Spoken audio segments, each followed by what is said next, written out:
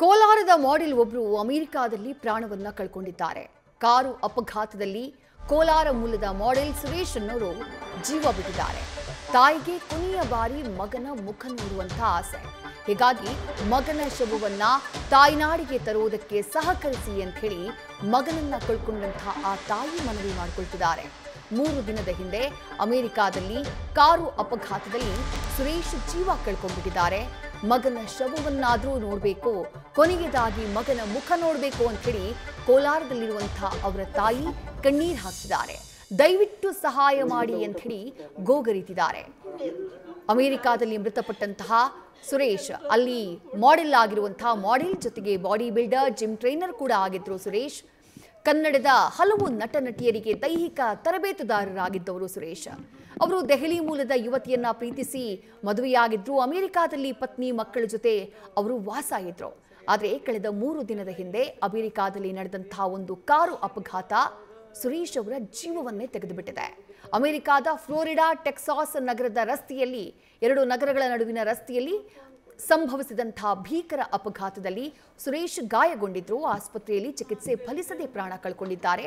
ಮಗನ ಮುಖವನ್ನ ಕೊನೆಯ ಬಾರಿಗಾದ್ರೂ ನೋಡಬೇಕು ಅಂತ ಹೇಳಿ ಶವವನ್ನ ಇಲ್ಲಿಗೆ ತರೋದಕ್ಕೆ ಸಹಾಯ ಮಾಡಿ ಅಂತ ಹೇಳಿ ತಾಯಿ ಕಣ್ಣೀರು ಹಾಕ್ತಿದ್ದಾರೆ. ಹೋಗಿದ್ದು ಗೊತ್ತಾಗಿಲ್ಲ. ಬಂದು 8 ದಿವಸಕ್ಕೆ ನಮ್ಗೆ ಅಲ್ಲಿ ಫಂಕ್ಷನ್ ಕರೆದಾಗ ಹೇಳಿದ್ದ. ಆಮೇಲೆ ಹೋದ್ಮೇಲೆ ಹೋಗಿ ಇಲ್ಲಿ ಇವ್ರು ಹೇಳಿದ್ದು 10 ದಿನ ಆಯಿತು ಹೋಗಿ.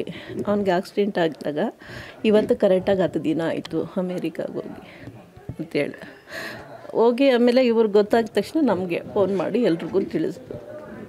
ಲಾಸ್ಟ್ ಜುಲೈ 30 ಅನಿಸುತ್ತೆ ಸರ್, ಅವತ್ತು ಶನಿವಾರಗಳಾಗ ಎಲ್ರೂ ಕರೆದು ಅಲ್ಲಿ ಯಾಕೆ ಎಲ್ಲ ಬರಬೇಕು ನಮ್ಮ ಫ್ಯಾಮ್ಲಿ ಎಲ್ಲ ಒಂದು ಹತ್ರ.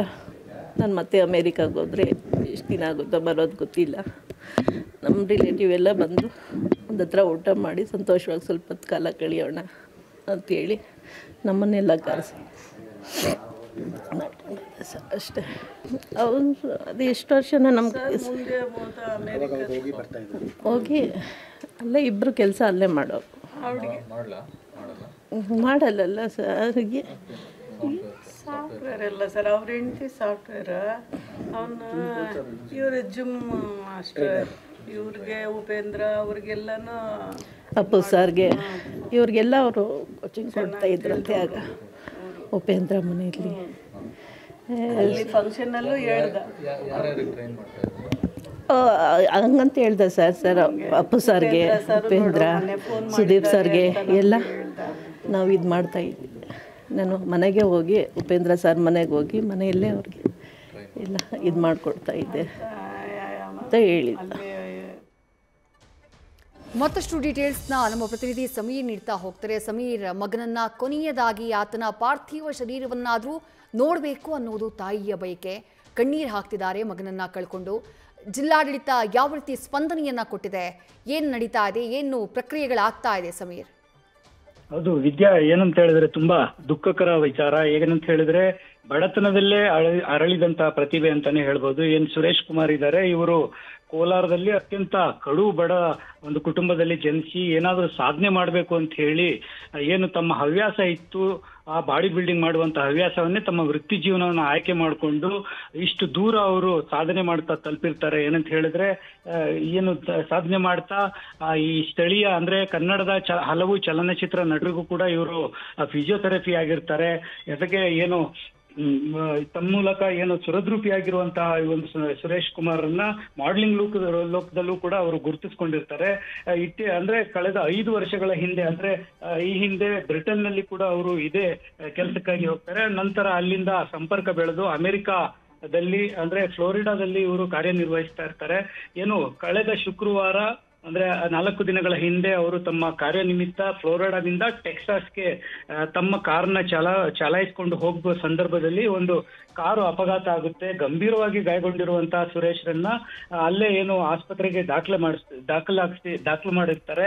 ಆದ್ರೆ ದುರದೃಷ್ಟವಶಾತ್ ನಿನ್ನೆ ಅವರ ಒಂದು ಪ್ರಾಣ ಪಕ್ಷಿ ಹಾರು ಹೋಗಿದೆ ಅಂತ ಹೇಳಿ ಮಾಹಿತಿ ಇರುವಂತದ್ದು.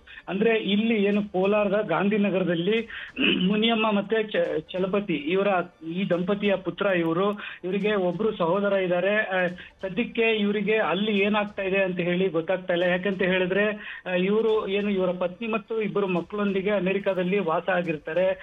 ಈಗ ಮೃತಪಟ್ಟಿರುವಂತಹ ಒಂದು ಸುರೇಶ್ ರವರ ಶವವನ್ನ ದೇಶಕ್ಕೆ ತಗೊಂಡ್ ಬರ್ಲಿಕ್ಕೆ ಹಲವು ಪ್ರೊಸೀಜರ್ಗಳಿರ್ತವೆ. ಆ ಪ್ರೊಸೀಜರ್ಗಳನ್ನ ಅಲ್ಲಿರುವಂತಹ ಅವರ ಪತ್ನಿ ನಿಭಾಯಿಸ್ತಾ ಇದಾರ ಅಥವಾ ಏನು ಮಾಹಿತಿ ಕೂಡ ಇಲ್ಲಿವರೆಗೆ ಇಲ್ಲ. ಹೀಗಾಗಿ ಸದ್ಯ ಇಲ್ಲಿ ಜನಪ್ರತಿನಿಧಿಗಳಿದ್ದಾರೆ ಅಥವಾ ಜಿಲ್ಲಾಡಳಿತ ಸ್ಪಂದಿಸಬೇಕು ಅಂತ ಹೇಳಿ ಆ ಒಂದು ಕುಟುಂಬದ ಮನವಿ ಆಗಿರುವಂತದ್ದು. ವಿದ್ಯಾ, ಥ್ಯಾಂಕ್ ಯು ಸುಮಿತ್ ಆಮೇಲೆ ಡೀಟೇಲ್ಸ್ಗೆ. ನ್ಯೂಸ್ ಫಸ್ಟ್ ನಿರ್ಭೀತಿಯಿಂದ ನಿಮ್ಮ ಪರವಾಗಿ.